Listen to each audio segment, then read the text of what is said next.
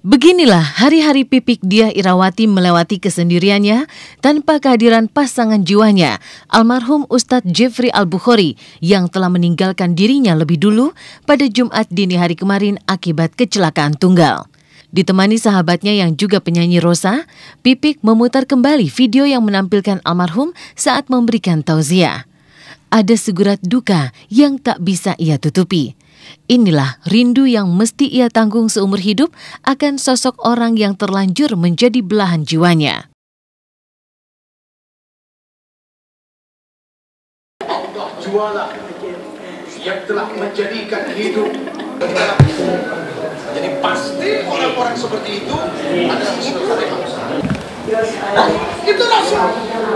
Banyak firman ada hadzal nabiyil karim sayyidina wa habibina wa syafi'ina wa Almarhum Uje telah memberikan kesan pada dua wanita yang paling berpengaruh dalam hidupnya, yakni Pipik Diah Irawati sebagai istri dan Hajah Tatu Mulyana sang bunda.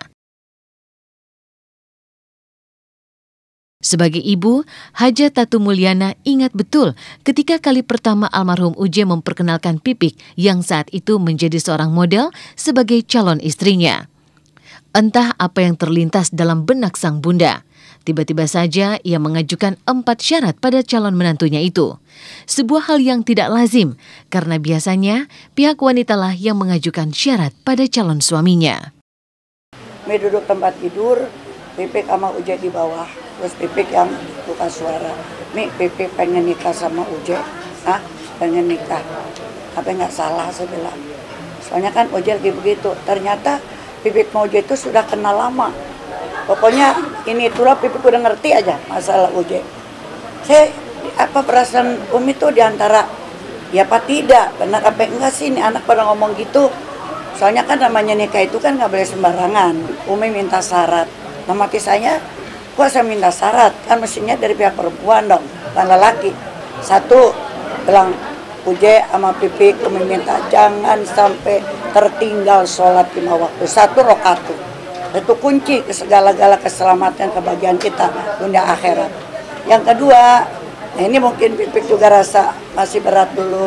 Pik, nanti Pipik pakai busana muslim ya, kalau ini ustazah gitu kan, nggak enak. Yang ketiga, Pik, kalau bisa sembuhkan Uje dari yang sekarang beliau punya penyakit, bilang. Iya Mi, katanya insya Allah. Terus yang keempat, Pik, biar sabar ya kalau Uje ada apa-apa, kenapa-napa. Karena Uje tuh orangnya kadang-kadang juga suka darah tinggi, ngomongnya agak keras atau gimana. Ya Mi, ya memang mereka berdua sudah bersepakat. Yang walaupun bagaimana ya tentunya dia terima kan. Kita berdua punya tekad, punya misi pengen menjadi hamba Allah yang baik. Dan alhamdulillah Allah muliakan, Allah sayang, Allah kasih daya, Allah angkat derajat ya hingga akhirnya bisa seperti ini beliau. Perjuangan Pipik mendampingi suami bukanlah hal gampang. Sebagai anak muda, almarhum Uje cukup banyak digandrungi kaum hawa saat itu. Di zamannya, Uje bisa dibilang sangat mengikuti perkembangan fashion saat itu. Ketika demam rambut gondrong mewabah, almarhum juga sempat memanjangkan rambutnya. Siapa sangka, inilah yang membuat Pipik jatuh hati pada pandangan pertama, hingga ia rela dipersunting almarhum pada tanggal 9 bulan 9 tahun 1999. Walaupun Pipik banyak mengalami suka duka di awal pernikahan, dari mulai perjuangan Pipik dan Uje untuk keluar dari narkoba yang sempat dilakukan Uje, namun cinta dan kesetiaanlah yang membuat keduanya bisa melewati rintangan itu. Saya suka karakter dia, waktu itu dia gondrong gitu kan, terus berandal lah gitu kan, sering ribut gitu-gitu, tapi nggak pernah ninggalin sholat, itu yang saya suka gitu. Saya dari jauh, itu kayak si Jeffrey deh, saya gitu. Itu kayak si Jeffrey gitu kan. Terus saya bilang Mas Gun saya mau turun dong. Enggak, jangan gitu, nggak boleh. Kenapa? Enggak boleh gitu. Saya pengen kenal sama dia, enggak boleh. Kenapa Mas Gun nggak boleh? Akhirnya beliau juga ngelihat saya dari luar gitu. Gun, lu bawa siapa Gun, katanya. Adek gue itu kan, kenalin dong, jangan gitu. Itu nggak sempat ketemu, nggak sempat kenalan, cuma ngelihat dari jauh aja. Seorang adik yang saya anggap adik, cover girl Aneka dari Semarang, itu dekat dengan saya. Rencananya dia mau rekaman, saya mau manajerin gitu loh. Deket banget sama saya anggap adek, sahabatan sama saya. Mana-mana bareng deket gitu loh. Suatu saat ketemu lah sama Jeffrey itu. Ketemu sama Jeffrey itu gue bilang, jangan.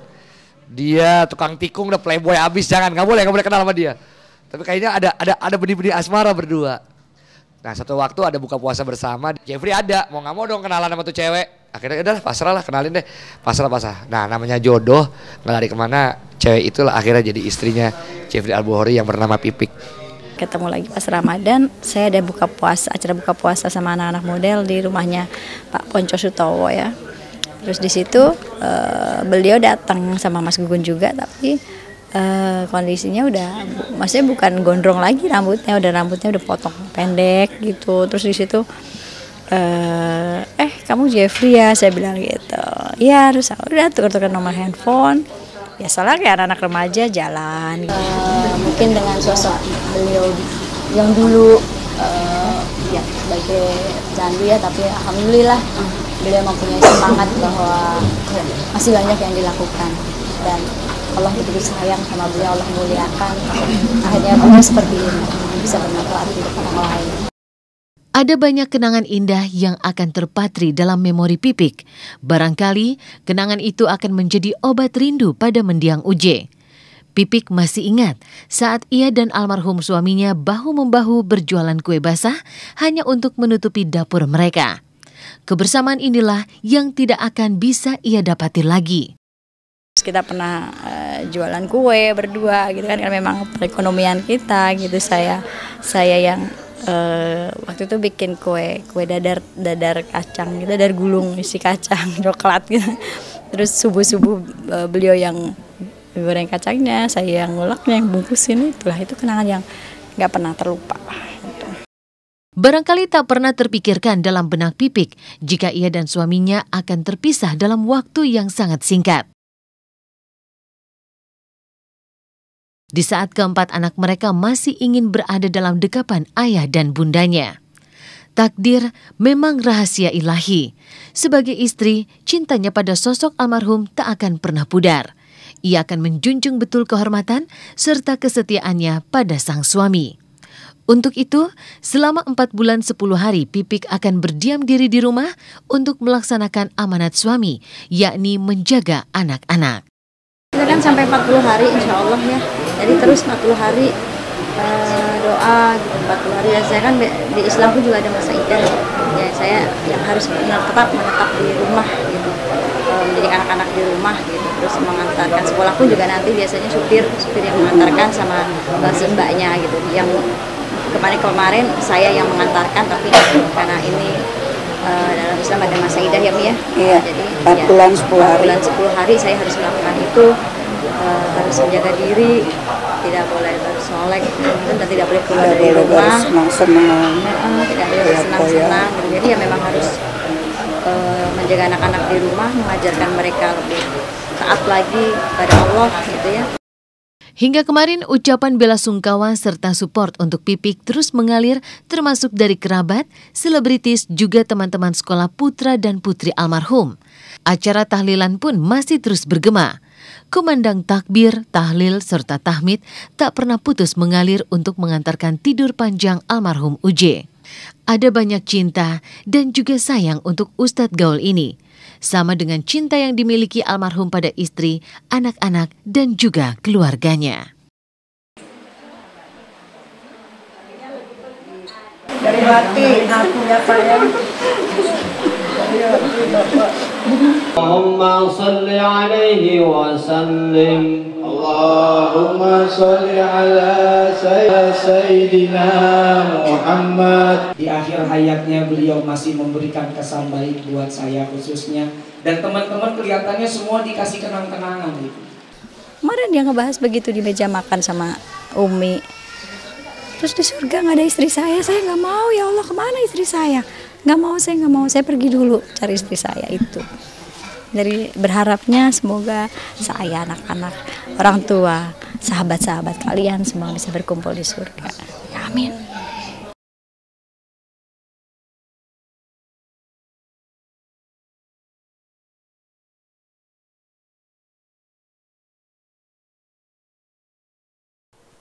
Halo, selamat pagi pemirsa Was-Was. Dengan suasana hangat pada pagi hari ini, saya Indah Alex akan menemani Anda selama 1 jam tentunya hanya di Was-Was. Setelah diawali kabar dari kesedihan Pipik Dian Irawati karena kepergian Ustadz Jeffrey Al-Bukhori untuk selama-lamanya, maka kabar Was-Was selanjutnya datang dari Raffi Ahmad. Dapat menghirup udara segar meski masih berstatus tahanan kota, kemarin bersama Ami Kanita, sang bunda, Raffi mendatangi Badan Narkotika Nasional guna mempertanyakan berbagai hal, diantaranya perihal wajib lapor yang harus ia jalani. Nah pemirsa, benarkah jika tampilnya Raffi Ahmad di BNN kemarin seolah menjawab teka-teki seputar menghilangnya ia pasca pembebasan bersyarat yang ia terima? Dan akankah pula Ami Kanita menepati janjinya untuk buka suara bersama Raffi dan menceritakan hal-hal apa saja yang sudah terjadi selama ini? Nah pemirsa, jangan kemana-mana karena berita yang kami sajikan bukan sekedar berita, sebab Anda patut was-was sebelum menyaksikan Was-Was.